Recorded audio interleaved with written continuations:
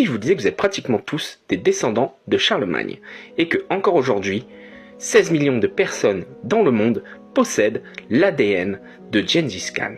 Ok, pour bien comprendre, prenons un petit peu de recul. Nous avons tous 2 parents, 4 grands-parents, 8 arrière-grands-parents, etc. Jusque-là, ça va.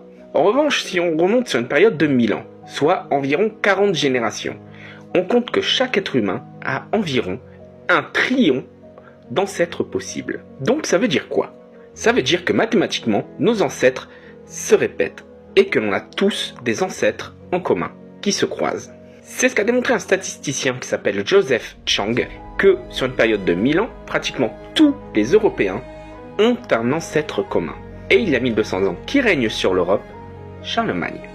Charlemagne, qui a eu des enfants, qui eux-mêmes ont eu des enfants, une descendance assez riche, qui s'est mêlée avec le temps à la population, ce qui a créé un phénomène au fil des siècles mathématique, c'est que si vous êtes d'ascendance européenne, vous avez mathématiquement et pratiquement obligatoirement Charlemagne dans votre arbre généalogique. À travers le monde, il y a mieux, ou pire, selon la manière dont on voit les choses, c'est Gengis Khan. En 2003, des chercheurs ont révélé qu'un homme sur 200 dans le monde possède un chromosome Y un peu spécial et qui devrait appartenir à un ancêtre commun.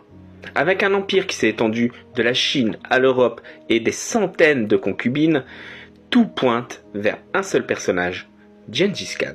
Il faut rajouter à cela que ses fils, eux-mêmes, ont contribué à cette tradition d'avoir des centaines de concubines, qu'ils ont réparti l'empire en petits royaumes et ont participé à cette empreinte génétique colossale. Alors des super ancêtres, comme on les appelle, il n'y a pas que. Si on prend le cas de la Chine, la famille de Confucius posséderait environ 2 millions de descendants.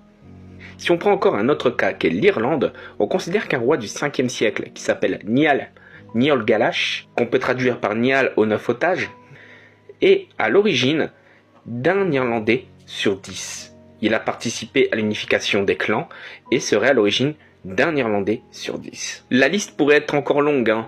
Parmi eux, on pourrait compter Muhammad, qui a eu une descendance assez extraordinaire et est considéré comme un super ancêtre. On pourrait aussi compter un personnage comme Tamerlan ou encore Ramsès II. Donc oui, si vous êtes européen, vous avez de fortes chances d'avoir du Charlemagne en vous, tout comme si vous êtes asiatique, vous avez de fortes chances d'avoir Gengis Khan dans votre arbre généalogique.